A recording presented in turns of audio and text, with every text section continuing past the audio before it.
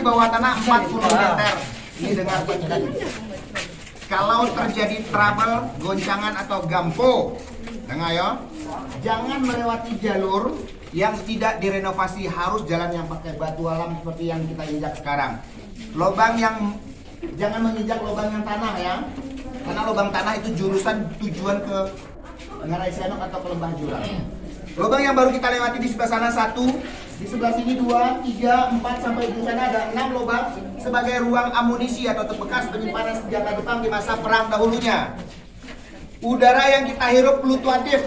Semakin kita lama di sini udara semakin terasa dingin tanpa AC. Seperti yang bilang di peta tadi, 18 derajat tanpa AC. Lubang ini telah direnovasi. Ini bukan penjara, tapi ini adalah ruang senjata atau tepatnya dibikin ruang amunisi oleh Jepang dahulunya. Direnovasi oleh pemerintah daerah di tahun 1986. Pertama kali lubang Jepang direnovasi oleh pemerintah daerah. Ventilasi udara ada di sebelah kiri kita, yang tembusnya ke jurang sedalam 70 meter jurang.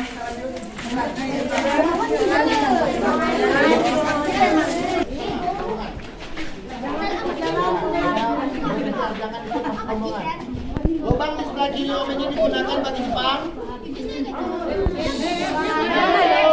Diam lah, diam. Lubang yang di sebelah kiri ini digunakan oleh Jepang dahulunya sebagai lorong emergensi ke dasar jurang sedalam 70 meter jurang yang kita gunakan sekarang sebagai ventilasi udara. Seperti yang bilang tadi, yang tidak boleh kita lewati lubang yang original. Di bawahnya belum direnovasi. Lubang ini tujuannya ke jurang. Dan ini hanya digunakan dalam keadaan emergensi bagi Jepang, bukan buat kita sekarang. Dan ini adalah salah satu ventilasi udara yang bisa masuk. Kita lanjut ke lorong berikutnya.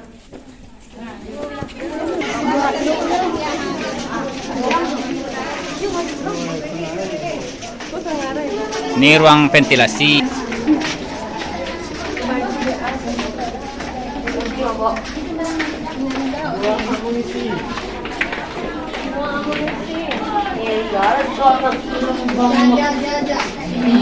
Kita baru lewat 1 simpang pertama, simpang 3. Masih ada 41 lagi. Lorong yang baru kita lewati, dengarnya. Beko ada satu pertanyaan yang bisa kalian jawab, dapat hadiah kalian. Wow. 6 lorong amunisi yang baru kita lewati sebagai ruang amunisi atau ruang senjata. 6 lorong. Di kiri om, masih ada 72 lorong lagi. Lubang Jepang ini tembus ke bawah Jam Gadang, ke Benteng Fordeko, ke Bukit Cangang, dan ke Triarga dengan panjang yang ada di bawah kota Bukit Tinggi saja 5,5 kilo. Dibuat hanya dalam waktu 2 tahun setengah. Dalam rencananya, lubang ini akan disambungkan dengan lubang yang ada di Bukit Lampu. Orang Bukit Lampu ada nggak orang Padang? Tapi pernah ke Bukit Lampu? Di Bukit Lampu ada lubang seperti ini, tempatnya di Teluk Bayur. Di Teluk Bayur, yang rencana Jepang selama 5 tahun menggali lubang ini dari Bukit Tinggi sampai ke Teluk Bayur dengan jarak 110 km. Diperkirakan ribuan pekerja yang bekerja di sini akan dikerahkan oleh Jepang. Sampai detik sekarang, tidak diketahui berapa jumlah pekerja yang mati di lubang Jepang karena mereka kebanyakan bukan mati dibunuh, karena mati kelaparan. Asupan gizi yang mereka terima dengan kalori yang mereka keluarkan tidak seimbang.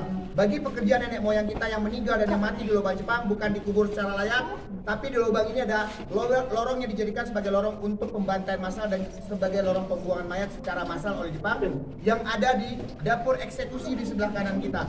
Kita ke sebelah kanan om, kita berarti lewat kiri jalan dari ibu sini semua. Jangan terpisah karena om susah nyari nanti. Tapi lubang kok sampai ke Yo, sampai gini bisa. sampai kini. Makanya pakai CCTV untuk pengunjung terlalu jauh dan ada beberapa bapak petugas di bawah sini yang melarang pengunjung yang tidak mengetahui jalan. Begitu? Ya, saya. Kita lanjut ke sini. Jadi lubang ini banyak petugas. Iya. Lubang ini dijadikan oleh Jepang sebagai mikrofon, pengeras suara. Tujuan Jepang membuat lubang ini sebagai mikrofon untuk berkomunikasi, sementara jaringan telepon di bawah tanah sampai detik sekarang tidak ada. Ada yang bertanya sinyal enggak? Tidak ada kan? Kalau dalam keadaan darurat emergensi, kita hanya dari lubang sini bisa berkomunikasi dengan orang yang ada di luar sana. Lubang ini kita berteriak, menjerit, suara kita bisa bergema hingga 1,5 km. Hanya lubang ini. digunakan oleh Jepang dahulunya sebagai lorong untuk berkomunikasi hanya dalam keadaan emergensi. Pandaka anak ibu sekalian. Yang Mandaka di Bukit Tinggi pun.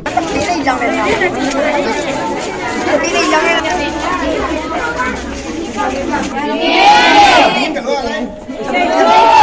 Dingin apa sejuk?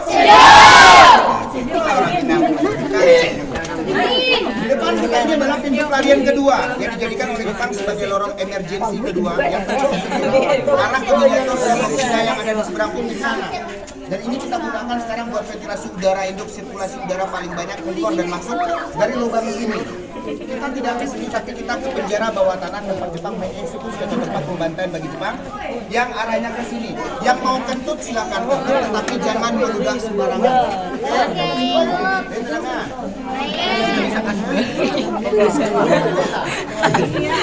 Bentuk antum. Jangan meludah sembarangan.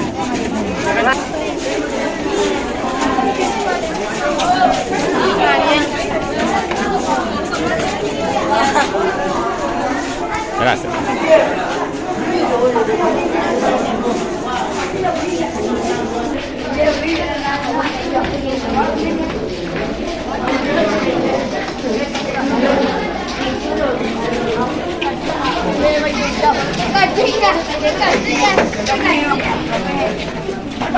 Memiliki rasa ingin memiliki, tidak boleh mencelok, tidak boleh membiak-biak ya. Oke? Karena kita dipantau CCTV. Dinding yang kita lihat ini adalah kristal semua, perak dan emas. Center ke atas, Bu.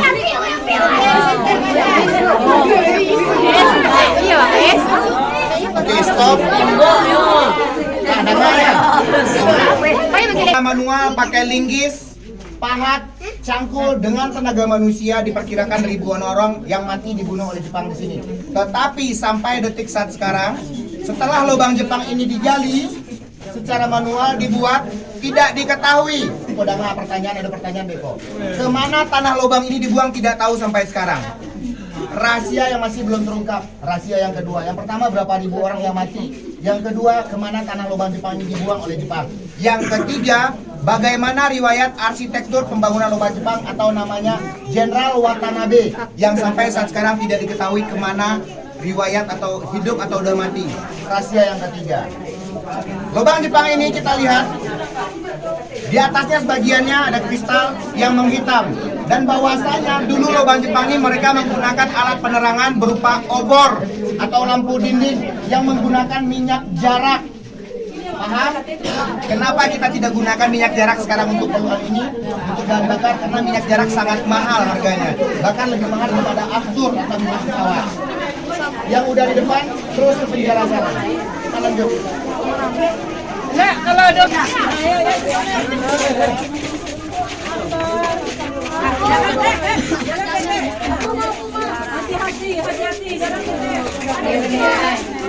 dapur ya. Ayo. Oke, Bu. Sudah menunggu. Pekerja orang Indonesia atau Romusa namanya, bekerja di lubang Jepang siang dan malam. Kebanyakan mereka di sini meninggal bukan dibunuh tapi mati kelaparan. Bagi yang melawan kepada Jepang, yang membangkang, non aktif bekerja, disiksa, di penjara. Yang kita lihat di depan sana tadi. Setelah mereka siksa di penjara, Jepang menyiksa Romusa, dibawalah ke dapur. Dapur yang ada di sini sebagai dapur pembantaian atau dapur eksekusi, bukan dapur masak. Karena Jepang takut ketahuan di bawah tanah. Lubang Jepang ini diperkirakan diketemukan pertama kali di tahun 46 setelah 1-2 tahun Indonesia merdeka. Paham?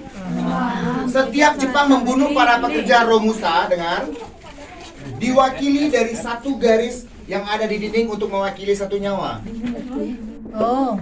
2 garis 2 nyawa, 3 garis 3 nyawa. Tujuan Jepang menandai seperti sempoa menghitung, supaya mereka tidak kecolongan berapa banyak yang telah mati. Mereka tahu dari jumlah garis-garis yang ada di sini. Yang hidup tidak akan meloloskan diri. Seluruh pekerja yang mati akan dibuang oleh Jepang lewat lubang kecil di bawah sini, sejauh 110 meter panjang jurang ke bawah sini. Sebagai lorong pembuangan mayat bagi Jepang, lorong yang ada di bawah. Yang tadinya Lebarnya 1 meter. Tingginya 1 meter setengah segini. Setinggi Emil. Muat untuk 1 orang masuk ke dalam